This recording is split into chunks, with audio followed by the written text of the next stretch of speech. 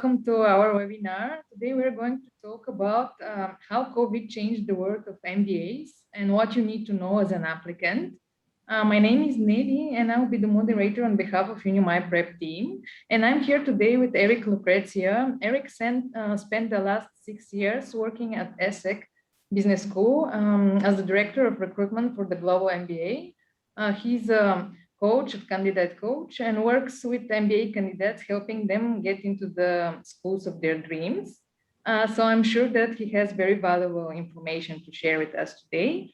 But before giving the floor to Eric, I just want to tell you that you can ask questions anytime during the webinar using the Q&A or chat box. All questions are welcome, so don't hesitate. Eric, if you wish, we can start with you telling us a little bit about your experience. And maybe my first question will be, how COVID affected the MBA research process? What happened with all these campus visits, MBA fairs, and so on? Yeah, sure, no problem. Hi, everyone. Welcome, and thanks for joining us today. Nelly, first you asked a little bit about my experience, so I guess I'll answer that one first. So the common thread in my career has always been education. I've been working at universities in various countries, particularly in New York, in the United States, and here in France. So currently I'm based in Paris, France. I've been here for the last 10 years. And as Nelly said, I've been the Director of Recruitment for the Global MBA program at ESSEC Business School, which is here in Paris, but also in Singapore and in Morocco. I left there a little over a year ago, and I've been coaching since, working with people, as Nelly said, applying for MBA and master's programs all over in the world. So you'll have my contact information at the end, as well as a surprise bonus gift at the end if you're interested. So then you asked the question about the research process. So I think with everyone, whether it's an MBA, a master's, a PhD program, all research these days begins online. So that's pretty easy because, well, since COVID happened, many things have been moved online. So that really hasn't changed that much. That usually starts with doing searches often on rankings or for programs that are in certain countries that you might be thinking about, or programs that specialize in a career field that you're targeting. So that online thing is the beginning. But that very quickly used to move to very much in-person interactions, which are often begins with what are known as MBA fairs. And you probably know companies such as Access MBA, for example, that offer MBA fairs all around the world where people like you who are thinking about an MBA program can meet and talk with and ask questions to recruiters and admissions representatives from schools all around the world. And this is a fantastic way to really get to ask a lot of questions, to get them to get to know you and your profile a little bit. Usually they often have alumni on site where you can talk to them and learn from their direct experiences during the program, as well as how it impacted their career afterwards. So that whole MBA fair universe just got put on hold. All of those companies out there that are doing MBA fairs around the world had to either stop for a moment or just move everything to online formats, which has a pretty big impact on how you might interact with them. Right? Here we are today doing a webinar. It's not exactly the same as if you were to come to a conference online. So there's some adaptations you want to make and think about. For example, today, before I put myself on camera, I made sure that, obviously that I'm dressed for the part, but that I have a good, normal background. I have nice lighting. I've, eliminated all sound and distractions around me. Those are some of the things that you want to think about if you're going to, participate in an online MBA fair. Another thing that's good to do, whether online or not, is to prepare the questions that you want to ask. You don't want to go into it totally cold. I mean, these recruiters are there not to officially interview you, but let's be honest, they're all getting a sense of what your profile is about. And they often, their opinion has an impact on the admissions committee and your admissibility into the program or not. So you want to come to the event prepared.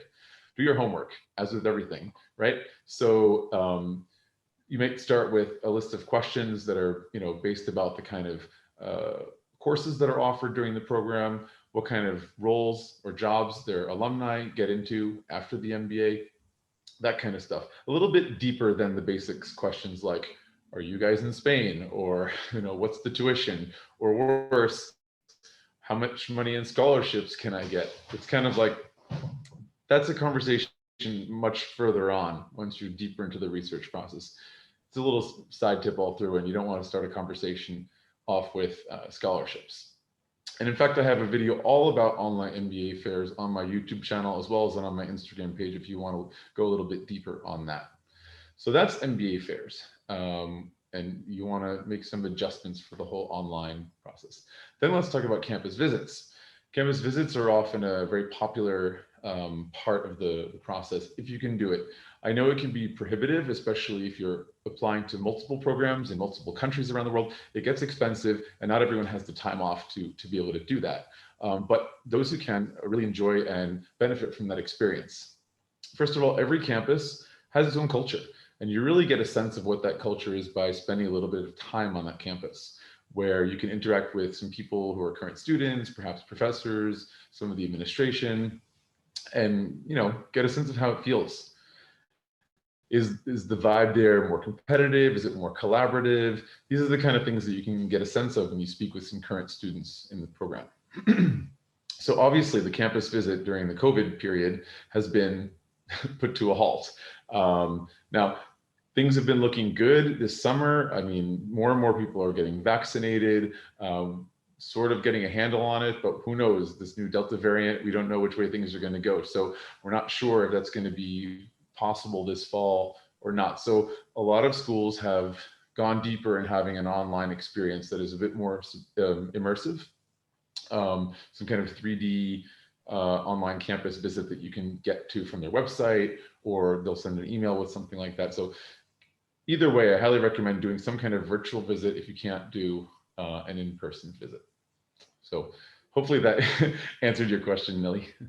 Yeah, thank you very much. You mentioned that it's very important that we prepare questions to ask the recruiters or admission officers. Maybe you can give us some example of what we should ask, and maybe what question should we avoid that can show us in a bad light. Okay. Well, I suppose, yeah, you want to know beyond the typical stuff, okay? Like pre-COVID, I think most people who were looking in an MBA wanted to know, what is the impact of this program, right? What is it going to give me? It's much more about prestige, salary post MBA, right? These are the kind of things we're thinking of in our, late 20s, early 30s. If we're going to invest the time and money in something expensive like an MBA program, we want to know what the results are, of course. And at that age, we don't tend to think about very much our health. In general, most of us are lucky enough to be young and healthy, and the questions of illness aren't really there. But then suddenly COVID happens, and whoa, like your priorities may hopefully shift a bit when you start to think about, hang on, like this could actually be seriously risky. So you want to know what kind of controls or safety measures the schools are putting in place to make sure that there's not like a super spreader event on campus. So at this point, we're over a year and a half almost into this pandemic. So most schools should be able to pretty well articulate what they have in place in terms of measures to keep, as best as they can in a situation that is, of course, always evolving, as safe and healthy as possible. So that might mean like virtual classrooms or some kind of hybrid situation where half the class is in person for half the week, and the other half of the week it's the other half of the class. Spaced out desks. Some schools have it put in place a situation like they call like a health passport or a COVID kind of passport, where you have to check your temperature every day and make sure that you're healthy enough to attend in-person events. Excuse me. So these are some of the things that you may find. The other kind of questions you want to be asking, but again, besides all the typical stuff, are kind of about how the school is going to make sure you have an authentic MBA experience as much as possible, considering these conditions, right? I mean, like I said, we're almost a year and a half into this. Life has to go on. People need to work and eat and study and all of those things. So, it's not ideal, but we have to make do, and the whole world is on the same page, more or less. So to make that experience as real as possible, as similar as pre-COVID as possible, some schools have, put in some really good technology into their classrooms, like multiple cameras. So when you are attending a class virtually, you sort of get that 3D feeling, and not just kind of a two-dimensional screen with a teacher talking to you. Or multiple microphones around the room, or certain platforms of software that that allow a more interactive experience, not only from teacher transmitting information to student, but kind of student peer-to-peer, student-to-student interactions as well. So those are the kind of things you want to be asking above and beyond.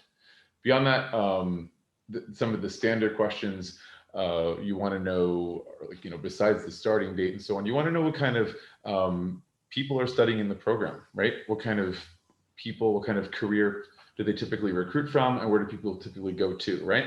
You see an MBA program as sort of a vehicle to take you from point A to point B. So how broad is that, or how focused is that? Some MBA programs are really specialized and are very focused on one sector, like it could be luxury brands or hospitality or the tech sector or sports management, arts management. Others are much more broad.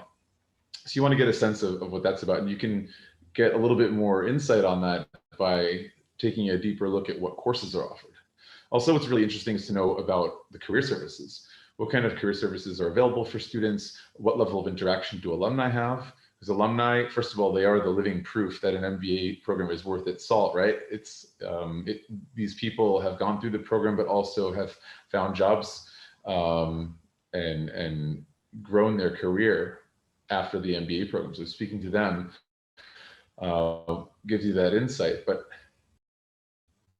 are they involved in events with current students as well?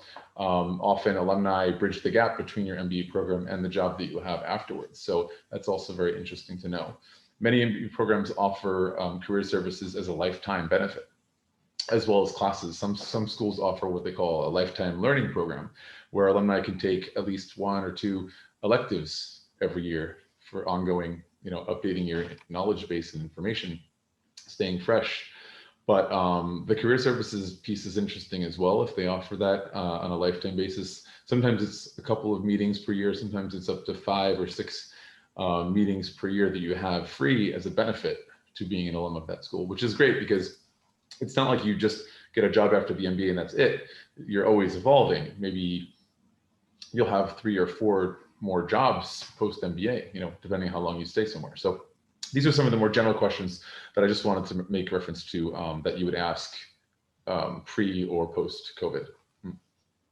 Thank you very much. So all of this concerns research, but maybe it will be interesting for our audience to also talk about the application and admission process and how COVID changed all of this.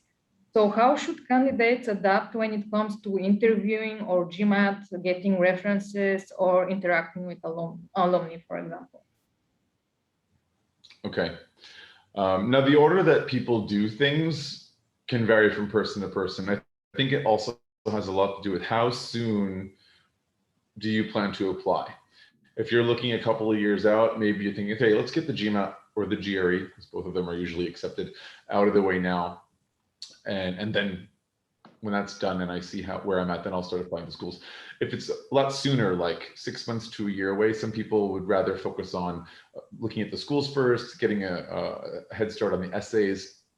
The reason I like that approach is because writing the essays or essay, depending how many there are, I think is a really useful exercise for sharpening your ideas about yourself and your goals. Because a lot of us have a sort of vague understanding, but once you have to articulate it into a structured, well, organized way, like in an essay or later during an interview, pushing yourself to be able to do that, write that essay, helps you structure your ideas better. So that's really helpful, because one thing that MBA admissions offices are looking for are people who have clear and focused goals that are realistic and specific. So, not just saying, oh yeah, I want to make more money, or like, yeah, I want a career in this field. It's a little bit vague. So anyway, that's my argument for doing the essays first. Things like preparing your CV or resume, as they call it in the US, or the essays, those things don't change that much due to COVID. Same with getting references, but I'll come back to that in a moment. One of the big things that changes is perhaps the GMAT or the GRE. So first of all, the GMAT or the GRE are tests that take on average at least 2 full months of rigorous preparation to get a solid score. If English is not your native language, it might be more, 3, 4, for some people, 6 months they prefer, which is understandable if your native language is, say, Korean or Japanese, which is very different than English. So that makes sense. I would say not much more than that, though. I would also say probably plan on taking it twice, perhaps even 3 times. It's not a problem. Schools are used to seeing 2 or 3 scores, probably no more than 4, though. Once you get to there, you kind of probably you're going to table off. You're probably not going to improve that much if you take it 5, 6 times. It looks kind of weird. So considering the GMAT prep process, if you're going to do it on your own, that doesn't change very much. But if you're planning to go to a school, a GMAT prep school, COVID might change all of that for you. So that's up to that GMAT prep school, how they're going to organize things to an online format and so on. So that's just one consideration. Then there's the test itself. Getting to a test center, especially in the first, let's say, 6 months of COVID, has been really difficult. Some people had just been unable to access a test, and certain schools have offered what they call a GMAT waiver, meaning they were admitting people without a GMAT when previously they absolutely required a GMAT or GRE score.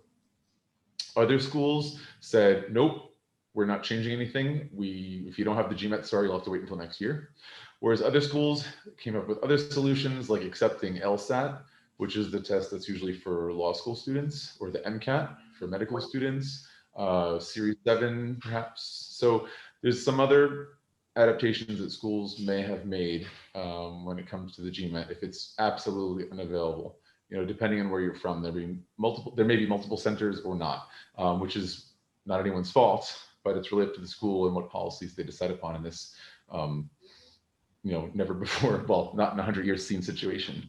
I do want to mention one thing though about the GMAT waiver. This has been an ongoing discussion with me and many of my colleagues, fellow coaches and stuff. Some of us in the coaching world have organized a platform called MBA Waves. And we got into this discussion a couple of weeks ago. It's based on Clubhouse about accepting a GMAT waiver or not.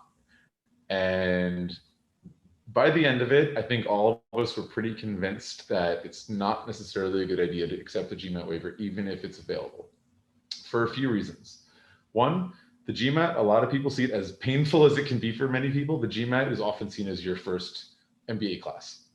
It's kind of like a warm-up for your brain after you've been out of school for a few years or many years, and you haven't taken the class in a while. And the GMAT kind of gets you up to speed of where you need to be. There has been correlation seen between people who perform poorly in the GMAT, particularly in the quantitative section, that also perform poorly in several of the classes, particularly finance, during the MBA. So it is, in that sense, a really good activity to get you ready to prepare for your MBA itself.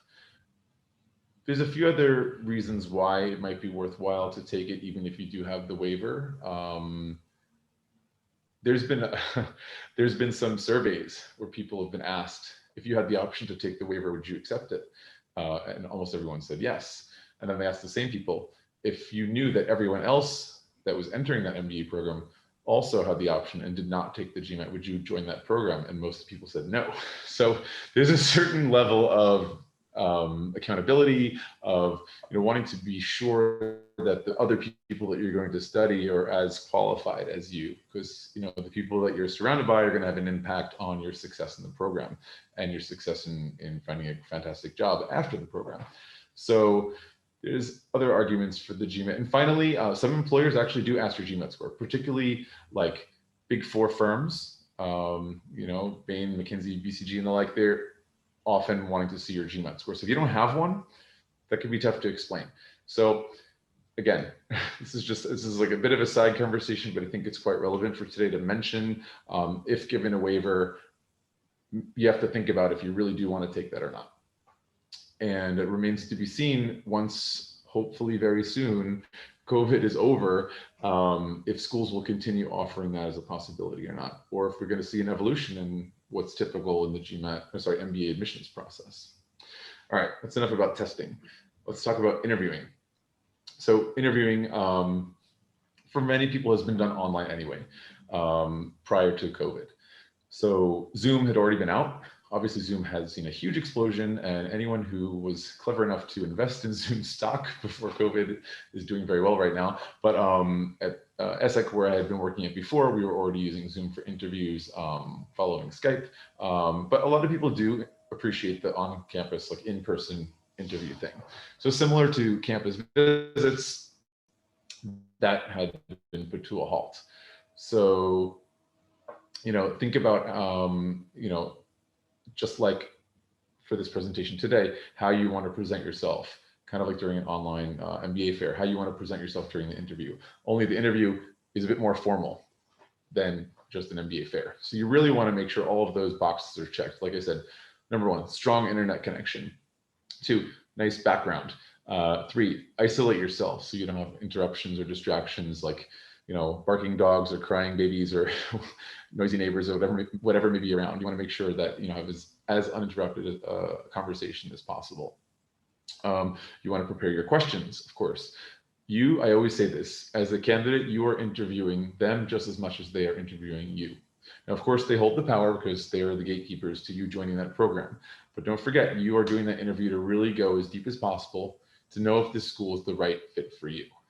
And well, that's the kind of thing that my prep are doing as well to help you find the school that's the right fit. But that's earlier on in the game. At the interview stage, you're really doing the final and deep check to see which school among the few, probably no more than 3 to 5 schools that you've actually applied for, is the right fit for you. So making sure all those things are in place. Of course, dressing the part doesn't necessarily mean you have to wear a suit and tie, but looking professional, looking your best for the interview is part of the thing. So that's important to think about as well. I wanted to also mention, in answer to your question, Nelly, about alumni. Interacting with alumni as well as current students during the program is very important as well. Alumni are the only people who can tell you firsthand how the program was and what it did for them after the MBA. What kind of job opportunities they had, what kind of support they had from career services, what kind of strength did the alumni community bring to them. That's alumni. Current students are the only people in the world who can tell you how the program is right now, because the alumni you've spoken with may have graduated only last year or maybe 10 years ago, and the MBA programs are always in evolution. So current students are going to give you the most up-to-date information about the classes that are happening, the perhaps consulting projects or trips, the staff that are running the program. They would know it firsthand. So it's always good to have conversations with them. A lot of times, in normal circumstances, this is done in person. A lot of MBA programs, business schools organize alumni cocktails or networking events or coffee chats. These things are often in person and in cities around the world, not just on campus. But obviously, that's one of the things that moves to an online platform. So, these kind of things, if you decide to go to an online or in-person alumni event, it's not as formal as an interview, so you don't have to, wear a suit. Not that you're forced to wear a suit during an interview, but you get the idea. Business casual is probably fine. Probably jeans and a hoodie is less desirable for that, but it could be like business casual, polo shirt and khakis for a guy, or blouse and a skirt for a woman, should be fine. But yeah, again, same things apply. Strong internet connection, as professional as possible as background. You want to look good. You want to present yourself well. And again, these alumni and current students are probably in communication with alumni as well, particularly current students who are taking on the role as ambassador. Many schools have what's called student ambassadors who are officially there to take on questions from the public, people like you. And so they're for sure in communication with their recruitment admissions people and may give a sway, positive or negative, about what they experienced with you. And that's totally normal. I will mention one thing now that I'm thinking about it, considering online stuff. Social media, how you present yourself in social media is totally fair game. Not just LinkedIn, but many people have Facebook, Instagram, TikTok, whatever. And of course, it's okay to be human and have fun, but if how you present yourself is less than presentable, less than professional, that could have an impact on you not only getting into a good MBA program, but also a job. And fair or not, I mean, the way I see it, our online presence is an extension of who we are. And if you're going to represent yourself in a certain way, a company or a school may not be in agreement with that. If you have particularly strong political views or you say some particularly racy things, that may not be appreciated. So you should think about how you present yourself online and maybe tone down your social media if necessary. All right, I said I would get back to references. This is the last point in my very long response to Nelly's question. References are often contacted by phone anyway, but what I always tell people when you're asking for references is to go a little bit the extra mile to show gratitude. References are usually people that you've worked with or had some kind of professional relationship with. And if you're at least in the same city, it's probably a smart idea to take that person out to lunch or at least for coffee. And, it shows a little bit of gratitude, which goes a long way, but, take the opportunity to let them know your goals, why you're applying for an MBA program, remind them of some of your professional achievements, and that will help them to help you. It will make their job a little bit easier if they're fresh and up to date on some of the things that you've accomplished during your career so far and what your goals are and why you want to apply for this school. So yeah, help them to help you. So normally, like I said, in my opinion, try to do those in person, like a coffee or a lunch kind of thing. So again, that moves it to more of an online platform. So it just makes me think that if everything is online or on the phone, you have to be that much more engaging and present with your voice and with how you present yourself. So just some things to think about. And that's the end of my admissions process tips for this webinar. Thank you, Eric, especially about all the remarks regarding social media. We all live online now half of the time, so it's a really important tip that you gave. Okay, we have done the research, we have done the application, and we have been accepted. So now, are there any factors that might impact one's choice when we talk about accepting the offer among the schools that they have been admitted to? Yeah, I mean, some of the things I mentioned already, but this is where you want to, I suppose, examine what they've said, what their responses were. Like I said, like what contingency plan does the school have in place? In the beginning, when COVID first struck, I mean, everyone was taken by surprise pretty much, and schools did the best they could to at least finish up that year. So that would have been spring of 2020. So those people who were going to finish that semester and graduate that summer or September, just how could that happen? But also setting up something for the fall. And some schools really came up with a fantastic contingency plan, putting into place some of the things that I mentioned that make sure that the safety and health is addressed. So like, spacing out desks more, having hybrid classrooms, checking temperature of people each day, but also guaranteeing or trying to guarantee the most authentic and impactful MBA experience as possible. So yeah, those are the things that I think people need to think about before they choose. In 2020, applications were up actually, despite COVID. I think what happened for a lot of people in the world, first, a lot of people lost their jobs, right? Out of nowhere, there was mass unemployment all over the world. So people either were struggling to find a job and thought this was a good time to do an MBA, or it was the kind of situation where they're like, now I have an opportunity. Maybe I'm not really happy with what I was doing before and I want to change. I want to go this direction. So that's a good reason to do an MBA. And the third reason I would say is, and it's a sadder reason, but it also has, I don't want to say silver lining, but hear me out. For those who were sick or who were near death or who did lose someone, unfortunately, I think it shifted the perspective for a lot of people around the world. So you know what? Life is short, and it's too short to be doing something that doesn't make me happy. And I think people had a big kind of aha moment and wanted to make a change. And an MBA can be one of those things. It can be that kind of a catalyst. Like I said, an MBA is a vehicle to get you somewhere in your career, to take that leap. So applications were up, and I think a lot of people were applying, but keeping their options open, right? In parallel, they were also applying for jobs. They were trying to see which way this virus went. If schools were really going to get their act together to respond to this pandemic situation and offer that real MBA experience that's going to, be, interesting, enjoyable, informative, and help them build that network. Because that's the thing, right? Like, the information from the classes, you can find probably all of it for free in some format, either in a MOOC or in some ebook or an audiobook.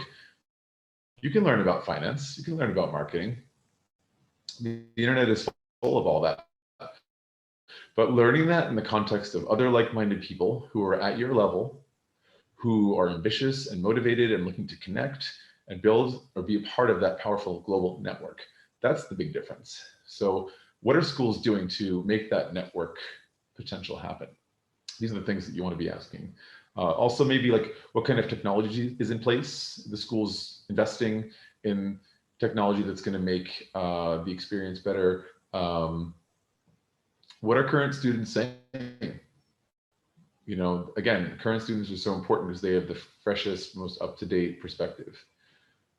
Also, I'm thinking about teachers. It's a challenge because, teachers may be fantastic teachers, but particularly some, not to stereotype, but more likely teachers or professors from the older generation may be a little bit less comfortable with online platforms. So how are they adapting? It's part of the whole experience. So those are some of the questions that I think that would impact how you would choose before you accept the offer. Thank you very much. Yeah, a lot of things to think about. I would say one more thing, money. Some schools have offered a reasonable discount considering the program has changed. Whether that is because it's online and they already had an online program, that's a different price. And so it made sense for them to reduce the price of what used to be a full-time in-person program. Or maybe because they're not doing certain trips that were part of the program anymore. A lot of MBA programs have consulting projects, which might include international experiences that are part of the program. And if they're not happening anymore, a discount could be justified. So, it's not the most, how can I say?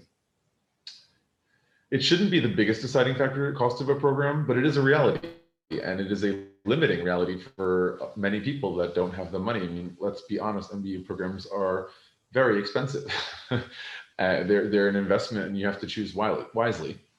So hopefully most of your decision-making process is based on, is the school the right fit for you? Is the school well connected in the area of expertise and industry that you're targeting? Is it all of the factors that you're looking for in MBA experience and post MBA are they there? And does it make sense financially? So yeah, I just wanted to add a bit. Sorry to interrupt. Yeah, thank you very much. You already touched a little bit on this in this last question, but let's talk a little bit more about the program itself. What might students need to anticipate for their year or two ahead of them? Yeah, sure. So how's the interaction going to be between them and professors, them and administration that are important for them to rely on, whether it's about paying for the tuition or certain trips or events, or every program is organized differently. So yeah, how does that work? Also, most classes are not just like, lectures every day and there's an exam at the end. Most classes have projects. It's about group projects. Maybe there's one big project for the whole course, which runs probably about 10 weeks usually on average, or there's multiple projects throughout. So how does that interaction look like? Students need to maybe rely on Zoom or WhatsApp or other platforms to be able to interact with each other and get those projects done. And I'll just make mention because I keep talking about fitting in and networking and building that network. It's often those projects that really help develop that network, that feeling of belonging to the group, because you're sort of, when you have the whole class, that could range depending on the program. I mean, some programs are as small as like 30, 40 people, where others range like 500 or 1,000 per year. So there's a big range, but like when you talk about the group projects that you have to do, it's usually maybe between 4 to 8 people, let's say on average, and you get to know those people really well, and you're struggling together, you're working together on a challenge, and that is what builds bonds. When you're forced to face a challenge together and coming up with solutions and who takes on what role. Yeah, so that's something to anticipate, is how you're going to work together and build those relationships and get the job done.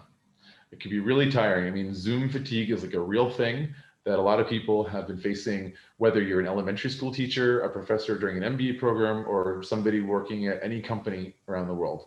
Like, something about this screen time, and if it's like all day, really can have an impact. Other things to think about, trips. So I mentioned it before when I talked about some schools offering a discount, but like a lot of MBA programs have consulting projects where you're getting together with people at companies, which is obviously a fantastic experience to get an inside glimpse of how the company is working. They get a sense of how you are as a professional. You get some inside experience. It's kind of like a mini internship in a way. How those group projects are going to happen in a lockdown situation. So again, more questions to be asking. Probably the program coordinator or director or current students to get a sense of that. So trips, and then career guidance, making sure that the people who are in the career services team are accessible and able to deliver the same kind of career services as they would otherwise, which often range from working on your CV, so that kind of support, to helping you with your LinkedIn page, because of course the whole idea for each MBA program wants all of their graduates to come out as polished, as perfect as possible MBA graduates that, make that school look good as well, right? You as an alumni absolutely represent that school. Just as you're contacting alumni for your research, you'll be the next generation of those alumni. So yeah, CV, LinkedIn, interview prep, putting you in connection with HR or headhunters, HR at other companies, obviously. So all that kind of stuff. Yeah. Great. Because you've mentioned networking, I think it's a good moment to take a question from the audience. I see a very interesting question. Okay. So the person who sent it says, important part of each MBA program is the networking opportunities. How do you think this was affected by the coronavirus, and what can we do to preserve our academic and professional relationships? Okay, so I mean, that is going to depend, I would say, half on the school and half on you. And that answer that I just said probably applies to a lot of areas during your MBA, but let's just focus on the question for networking. So the school usually is providing various networking opportunities throughout the year. Could be like an evening out downtown where they'll organize a dinner with students in the program and alumni. It could be more of a flowy kind of cocktail kind of thing. Could be on site at a company where maybe either a couple of alumni work there or not, but it'll be often with organized by the HR at that particular company, some staff there, some hiring managers, and some students in the program. Could also be like a job fair or career fair on campus, where they'll have many companies on site and you kind of circulate. So all of these are examples of networking kind of events, let's say. And these are the things that the schools usually organize. So again, a lot of schools are doing these things virtually. There's a couple of online platforms that schools have they purchased a license for. The names are escaping me right now, actually, but I've heard of and checked out some of these things, and they're really cool. They're much more dynamic and actually simulate, probably as good as possible, a real event, where they have kind of like an overhead view of the floor plan, and it looks like a conference at different tables, and there's like the main keynote and side conversations, and Yeah, so usually many times schools are paying for these licenses so they can have these kind of networking event simulations. And then I said the second half depends on you. The second half really depends on your ambition and your creativity and tenacity to make those connections happen. And that's true with or without COVID, really. You know, if you identify as an introvert, if you feel a little bit shy, it's time to push through. You know, we all have our natural style and our what's called adapted style. And my natural style may be as an introvert, and I prefer really my alone time and limit it to how many days a week I'm out seeing people for my own well-being. But my adaptive style, I know in the workforce, it's important to take initiative, to smile, to reach out to people, to shake hands, to talk, to share, to get to know. And so it's going to depend on you. And so during this COVID situation, that might mean being even more active on LinkedIn.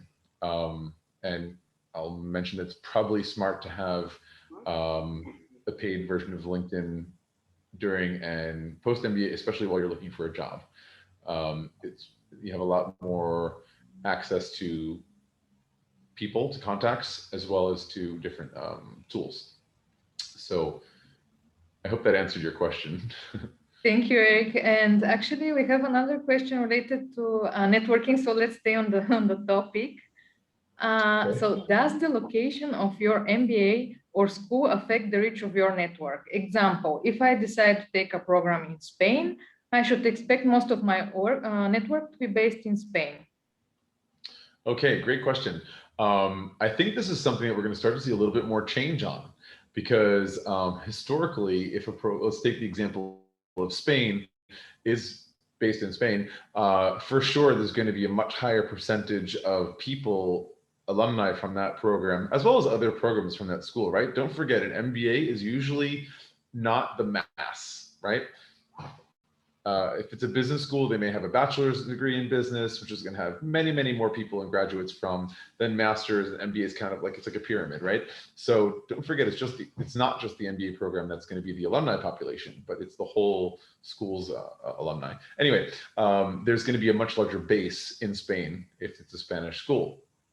Therefore, there's going to be much more brand recognition and notoriety of that school in that country, right? So you can definitely expect, I would say, more job potential in Spain, or at least in Europe. You can think first of all, like locally, like a city, then the country, and then the region. So let's say like Western Europe as the outer ring. Now, move to COVID times, or let's just say the internet age, where online MBAs have become more and more of a thing. You know, this trend is already happening. What people have been saying in almost every domain is that things were going in this direction anyway, and then COVID just accelerated it, right? So more and more schools have been offering online MBAs, particularly since COVID, and that means people are able to more easily come from all over the world. And so you could be in New Zealand and be taking the Spanish MBA and remain in New Zealand. And as more and more people from New Zealand do that, there's a growing alumni population in New Zealand in this example. So I think that, again, COVID being an accelerator, there'll be, I would say, more of a shift to brand recognition a little bit more globally, which is a great thing, actually, for that Spanish brand in our little example here. I can't hear you, Nelly. Thank you, Eric. Yeah, maybe we'll take another question from the audience a bit later, but now I want to get back in something else. Maybe we can talk about work opportunities post-MBA and what might they look like? Okay. Yeah, I mean, COVID has definitely caused a shift in the workplace. Every company around the world, big or small, has been forced to rethink how they look at work. The obvious thing is being on site or not. So where I used to work at ESSEC, they had closed their doors and people were able to work from anywhere. You hear from companies like Twitter and Facebook, I think LinkedIn as well, these tech giants that have kind of said, you can work from distance indefinitely, which, as they often do, become trendsetters. Big companies from Silicon Valley are often trendsetters in the world anyway, and this probably is no exception. Um, Tech, by the way, I think is going to kind of save the world of MBA grads, right? As like the world came to a standstill, like something like March through June last year, tech is pulling us out.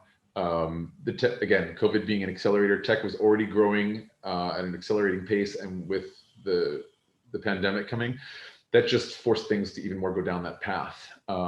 So if you want to work in tech, often it's like B2B, right? Like tech as being a service in the healthcare industry, in real estate, in legal, in everywhere. Everything from cryptocurrency to blockchain to, I mean, that is where the jobs are, and that is why a lot of people more and more are going for the specialized MBA known as the STEM MBA.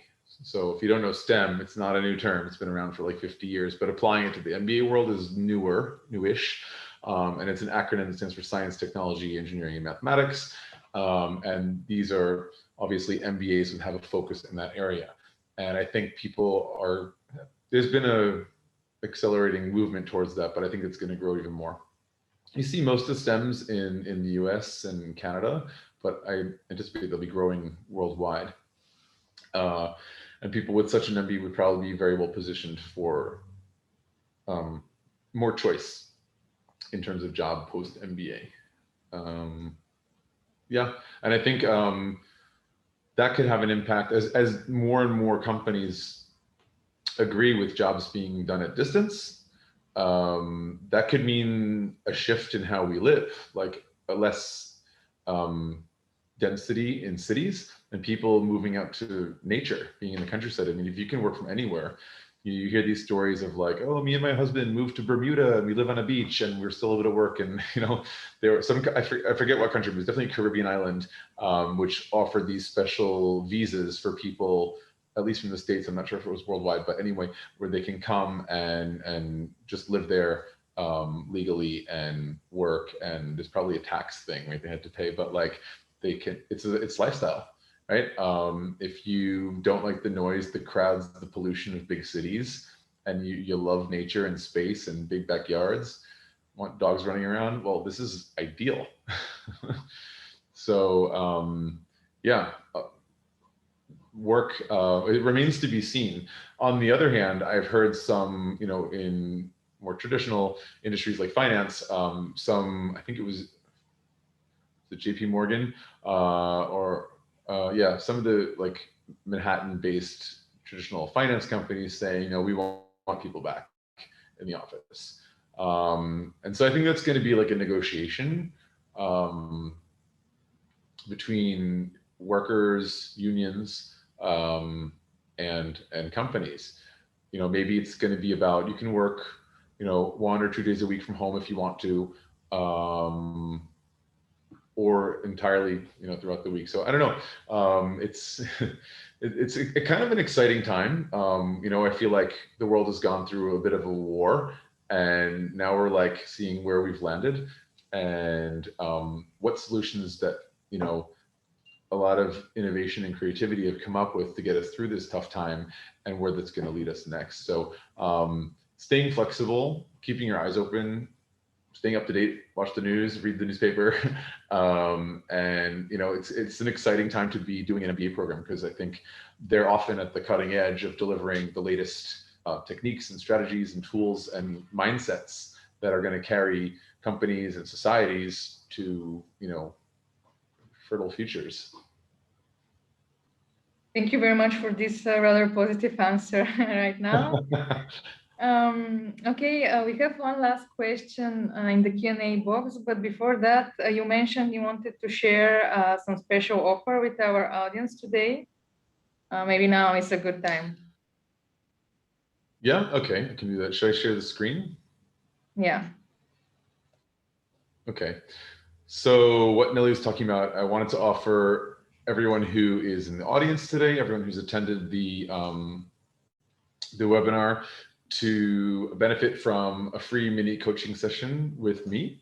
So all you have to do is follow me on any of the 5 options here for candidate coach. So again, candidate coach is is the company I launched, where I'm working with MBA and master candidates from all around the world. And I do either a la carte services if you want to just have someone support you on your essays or interview prep, or work with you on your CV, or if you want to do the whole package, applying for a business school, like a per school package price. So anyway, offering a free mini session. If you follow me on one of these platforms and use the code UNIMIPREP when you contact me to ask for an appointment. So you have that there. Thank you very much. I hope people will take the chance to talk to you. And now one last question in the Q&A box, a rather interesting question. Is there a wrong reason for deciding to do an MBA? What do you think, Eric? Is there a wrong reason? Yeah, if the reason is that you want to have the letters MBA next to your name, or if it's your parents that want you to have those letters next to your name, that's probably the wrong reason. I get it. It can sound very prestigious to have an MBA. It's kind of like having the letters, DR, doctor, in front of your name. But if you don't have a clear, specific, and realistic vision for your career, it doesn't make sense. I mean, an MBA without, or let's say applying for or doing an MBA without a game plan, without a well thought out strategy, is foolish. It's expensive, and you probably won't get in, because admissions committees have a pretty good sense of people who are ready or not. So that's the whole thing. It's about being ready, knowing who you are, where you want to be, and then doing the research about the schools, and then putting that together, finding the right fit. It's a process that I call researching and soul searching.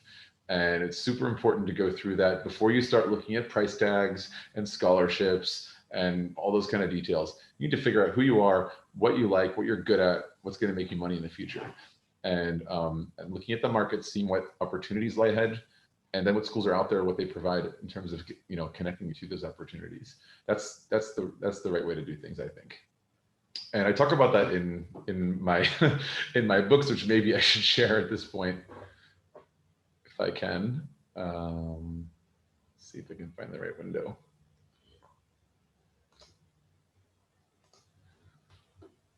Yeah, so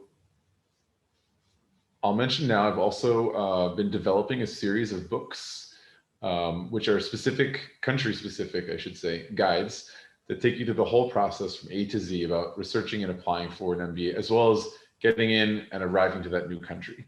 So the first one is called Getting into an MBA in France. The second one is called Getting into an MBA in the UK. And the third one, coming out later this summer, is Getting into an MBA in the USA.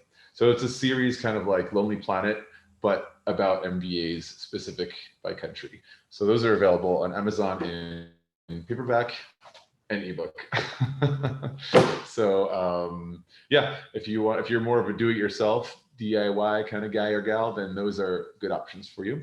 And yeah, otherwise I do individualized coaching services, which you already have the information for.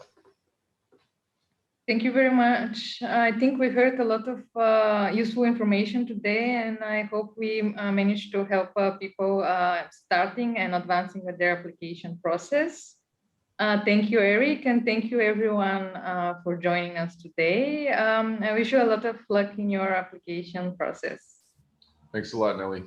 Bye, everyone. Bye-bye.